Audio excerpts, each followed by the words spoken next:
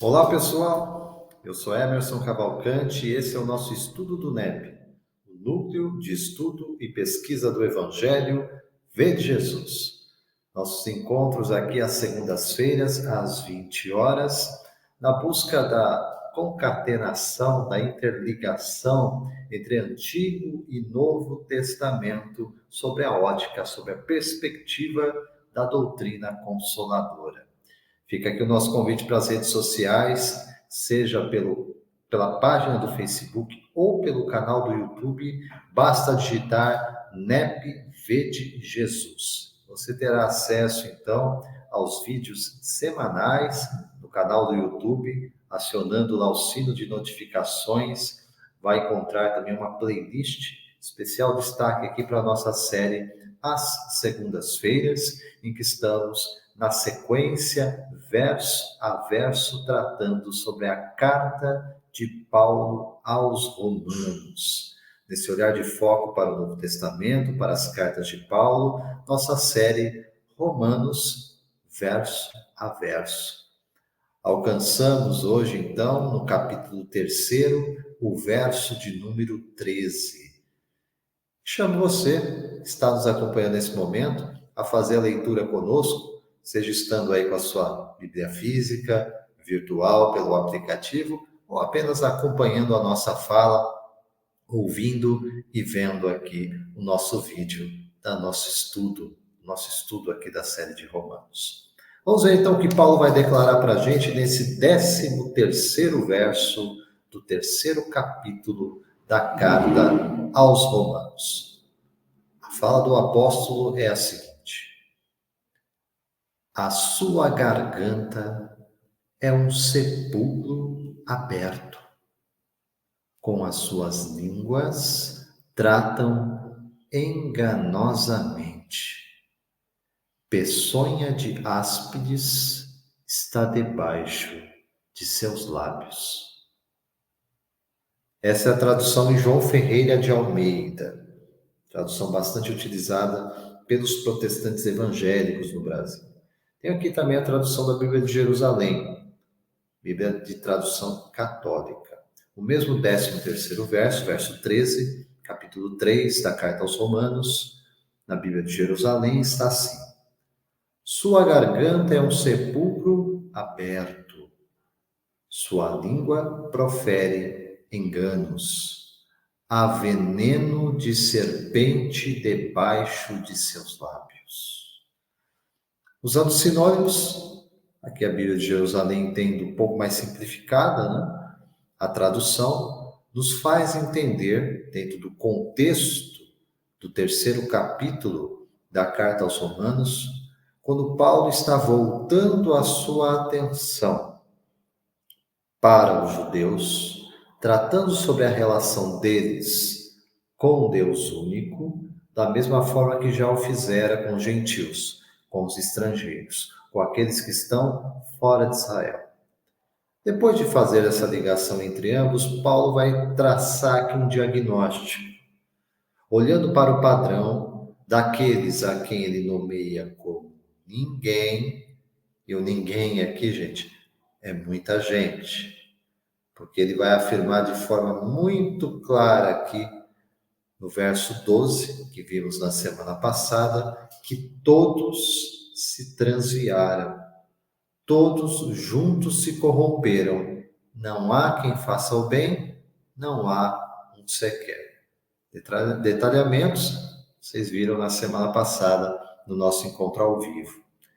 O fato é que aqui, Paulo está tratando sobre um princípio que no ensino cristão fica muito evidenciado, de que todos nós, seres espirituais criados por Deus, através do uso da nossa livre escolha, optamos, olhando especialmente para a comunidade de espíritos que habitam o planeta Terra. Esta comunidade optou voluntariamente por rejeitar, por se rebelar diante da lei divina, e por conta disso estamos aqui num processo de reeducação em uma das muitas moradas da casa do Pai, como Jesus ensinava. E essa comunidade de espíritos ao qual eu e você pertencemos é uma comunidade ainda de espíritos imperfeitos, cuja imperfeição traz características muito específicas, em que o egoísmo, a vaidade e o orgulho traz uma espécie de padrão generalizado no gênero humano sobre a Terra.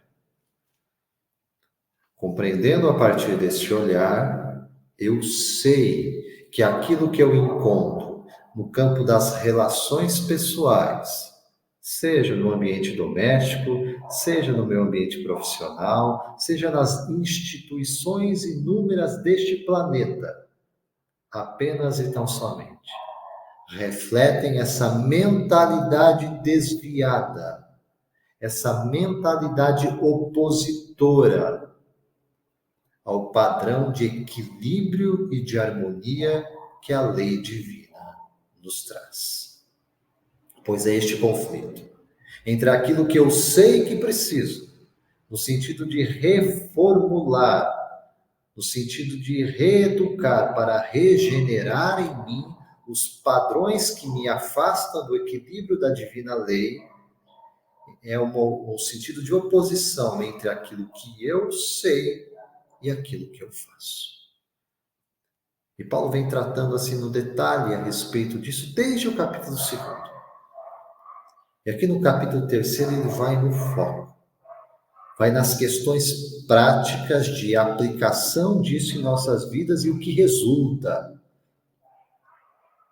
Pois aquele que ainda não tendo despertado para esta realidade espiritual, da reforma íntima, da transformação interior, à luz da presença do Cristo em nossas vidas, aquele que ainda não desperta está entregue ao jogo de interesses, sensações e instintos, que faz com que venhamos a reproduzir reiteradas vezes esta mentalidade transviada. O verso 13 é uma desconcertante, porque se gravássemos nossas falas durante todo o dia, gravássemos para ouvir depois, perceberíamos quantas e tantas vezes nós nos desviamos através de nossas palavras. Não estou aqui dizendo, amigos e amigas, sobre aquilo que pensamos, porque aí a situação complicaria ainda mais. Mas por aquilo que externamos através da nossa fala. E é nesse aspecto, e é nesse sentido, que Paulo escreve o 13º verso. A sua garganta é um sepulcro aberto. Sua língua profere enganos. Há veneno de serpente debaixo de seus lábios. Pode ser até mesmo chocante ouvir essa descrição do apóstolo. Mas se fizermos um exame de consciência, sabemos que quando não exercemos em nós autovigilância, quando a oração não é um resguardo, não é um abrigo para a nossa mente, nós caímos nisso. Por isso a atenção constante. Por isso o Evangelho é um medicamento diário para cada um de nós. E por isso Jesus é o médico das almas. Eu vou na obra básica, o Evangelho segundo o Espiritismo. E por que eu estou falando aqui de lei divina, divina lei, de um padrão de entendimento, de equilíbrio, de harmonia? Porque isso já nos foi passado, isso já nos foi transmitido, de tal forma que não podemos alegar ignorância. Para esse processo pedagógico de ensino gradativo da revelação divina, a chamada primeira revelação, Antigo Testamento para a cristandade, a Torá para os judeus, Ali Moisés e os profetas, inspirados por este mesmo Cristo, trouxeram para nós o Decálogo, os 10 mandamentos. E como eu sei que esta fala de Paulo, no verso 13 do capítulo 3 da carta aos Romanos, indica um padrão de mentalidade de transgressão da lei, porque nós já fomos chamados a atenção sobre isso na primeira aliança, dada em Sinai através dos 10 mandamentos a Moisés.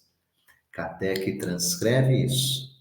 Allan Kardec transcreverá este ponto, como tantos outros, no primeiro capítulo do Evangelho segundo o Espiritismo, não à toa, relacionado à fala de Jesus: eu não vim destruir a lei. Se ele não veio destruir, ela ainda vigora. A lei divina, primeira aliança, decálogo, 10 mandamentos.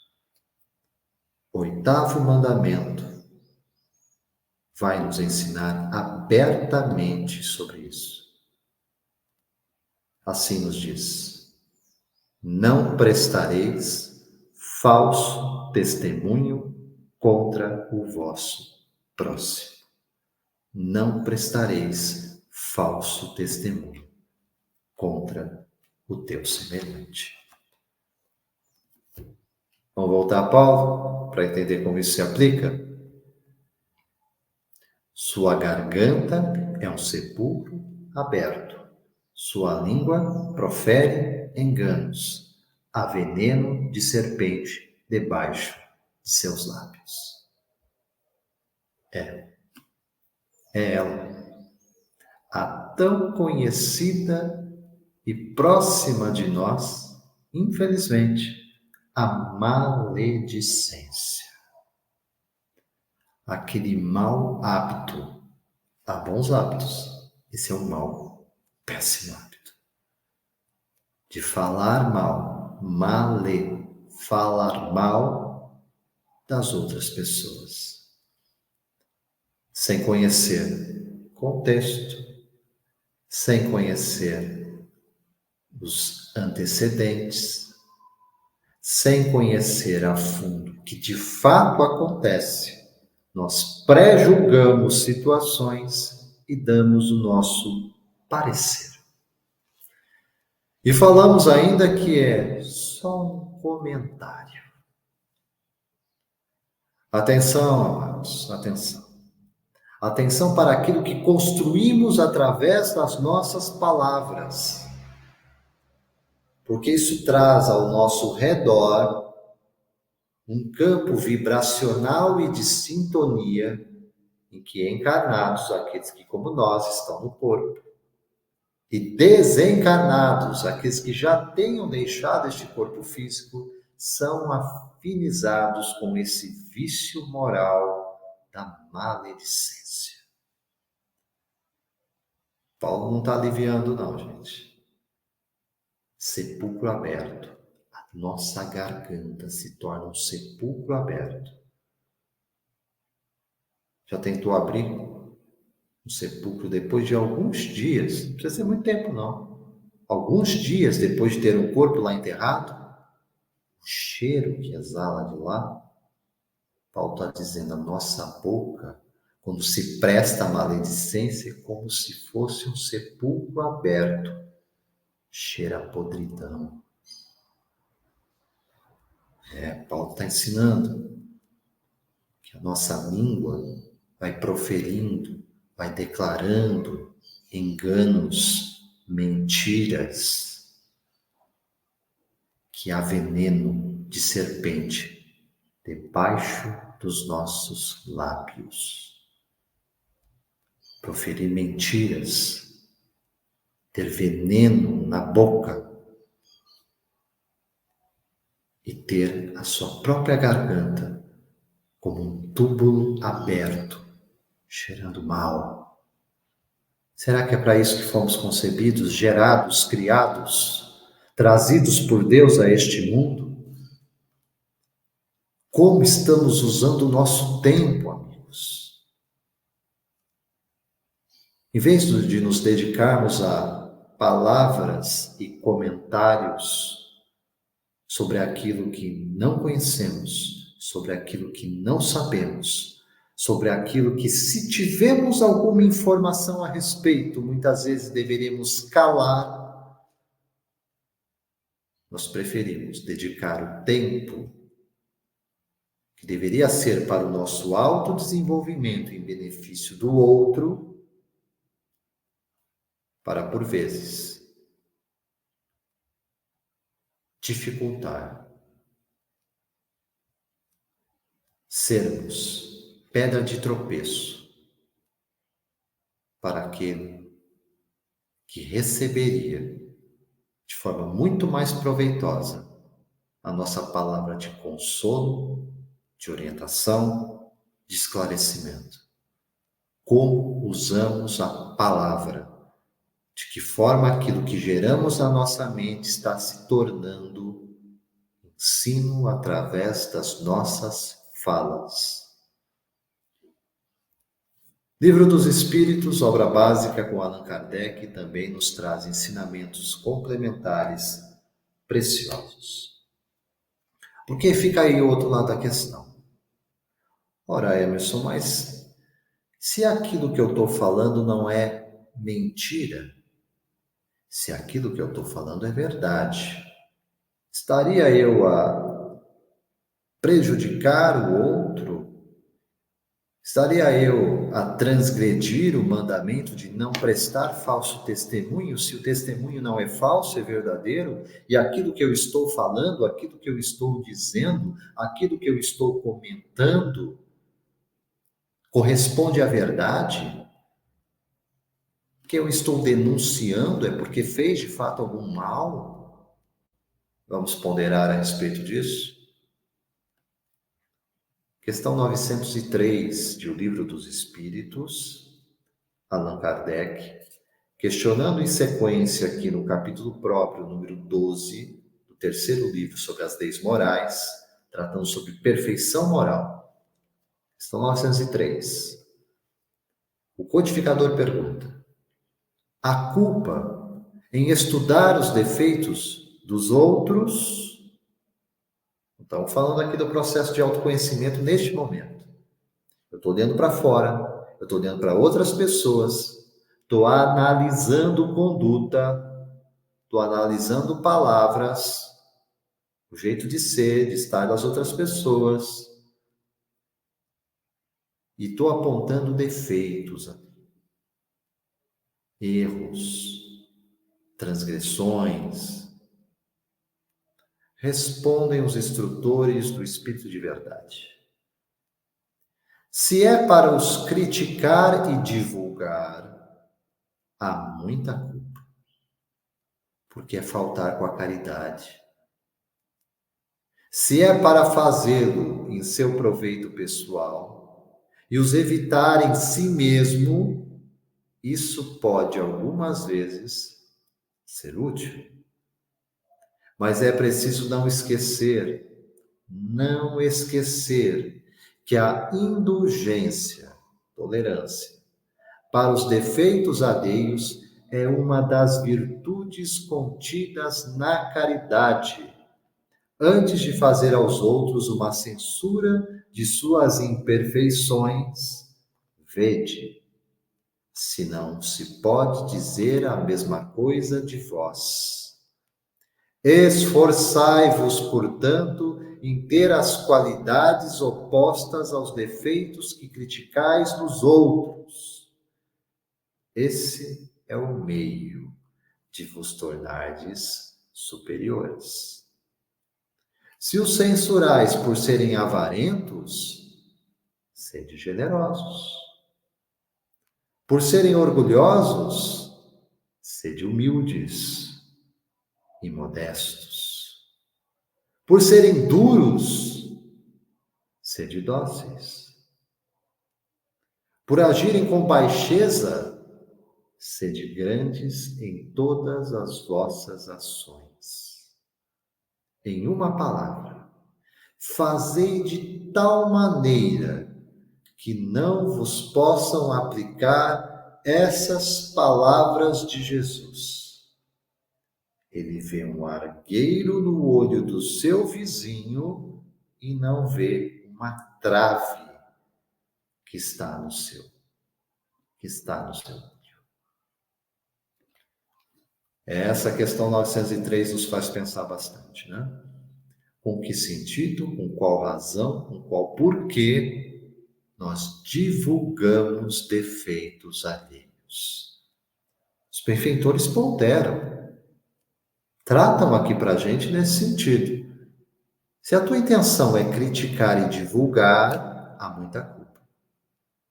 É falta de caridade, que é falta de tolerância, que é falta de perdão.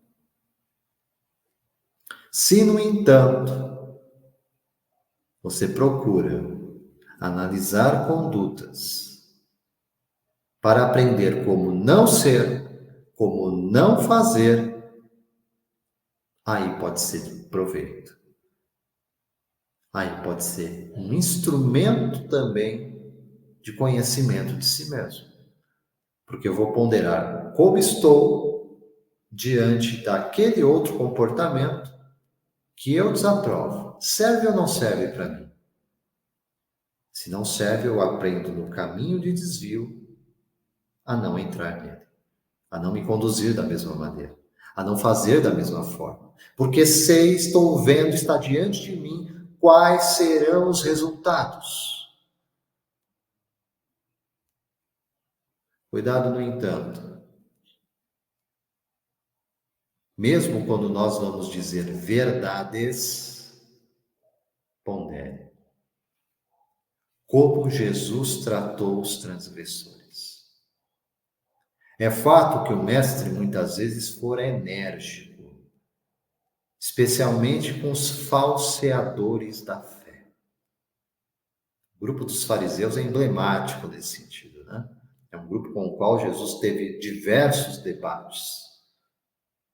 Eles tentavam pegar Jesus em alguma palavra, eles tentavam descredenciar a pessoa de Jesus, tentavam, né? Tentar o mestre a todo instante, pegá-lo em alguma palavra. E Jesus os advertia muitas vezes, usando mesmo palavras duras, hipócritas. Vocês falam e não fazem. Colocam pesos muito grandes em cima dos outros e não os move com um único dedo. Raça de víboras, de serpentes. Jesus falava isso para eles. Mas qual é a diferença do mestre, de Jesus, com relação a nós, discípulos? Estamos num caminhar. E por isso, o alerta dos instrutores espirituais aqui na questão 903. Antes de fazer aos outros uma censura de suas imperfeições, vede se não se pode dizer a mesma coisa de vós. O nosso esforço contínuo,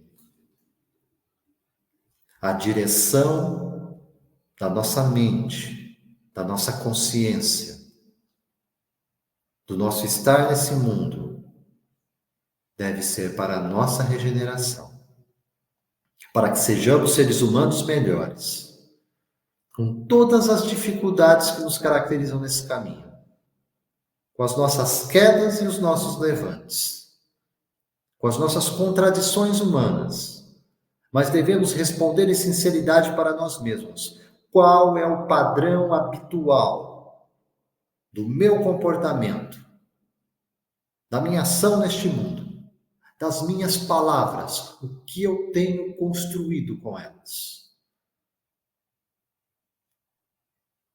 Isso pode tranquilizar a nossa mente ou atribulá-la, por reconhecermos que temos feito pouco ou prejudicado muito. E é sempre tempo de recomeçar, amados. Sempre tempo. Para se arrepender, mudança de mente, para reparar os males causados e para construir este novo ser, esta nova criatura que o Evangelho tanto preconiza, tanto ensina. Lembrando que o nosso referencial não é o mestre que apenas falou sobre isso. O nosso referencial é aquele que viveu integralmente toda esta realidade. Por isso, ele é esta caridade personificada, como boa vontade e benevolência, como indulgência, tolerância e como perdão. A santidade, a pureza de Cristo é o nosso referencial. Ainda que não sejamos santos e puros, temos nele o referencial que devemos alcançar, como ele mesmo nos pediu. Sede perfeitos, como perfeito é vosso Pai Celestial. Deus é santo, Jesus o é. Todos os atributos do Pai se transferem ao Filho, os atributos comunicáveis do Criador à criatura. Por isso, ele é o Filho de Deus por excelência. Mas ele não está sozinho e nem quer permanecer sozinho neste trajeto. Vinde a mim, tome a sua cruz, renuncie a si mesmo, siga-me. O convite aos discípulos despertos do Evangelho é sempre o mesmo. Saia de si mesmo. Quebre as cadeias do egoísmo, do orgulho e da vaidade. Rompa com o ciclo vicioso de transgressões da divina lei e aprenda em Cristo o que de fato fomos chamados a ser: filhos de Deus bem amados. Olhando para isso, vamos perceber o quanto os alertas são inúmeros em toda a revelação. Olhando para o Antigo Testamento, nos Salmos, capítulo 5, verso 9. Na boca deles não há palavra sincera. Suas mentes tramam continuamente o mal. Suas gargantas são como um túmulo aberto e suas línguas seduzem e enganam. Salmo 140, verso 3. Eles aguçam sua língua como a da serpente. Tem veneno de víbora sobre os lábios. No Novo Testamento, o apóstolo Tiago, no capítulo 3, verso 8, detecta esse problema no gênero humano e afirma: a língua, contudo, nenhuma pessoa consegue dominar. É um mal incontrolável, cheia de veneno mortal. Volto a dizer, autovigilância. A nossa tendência é repetir esse padrão do Salmo. É repetir o que Tiago acabou de anunciar. É fazer o que Paulo está declarando. Nesse capítulo 3, verso 13 da carta aos Romanos. Para que não tenhamos uma garganta como um sepulcro aberto, uma língua para proferir enganos e mentiras, e para que não tenha veneno de serpente sobre os nossos lábios, rememoremos.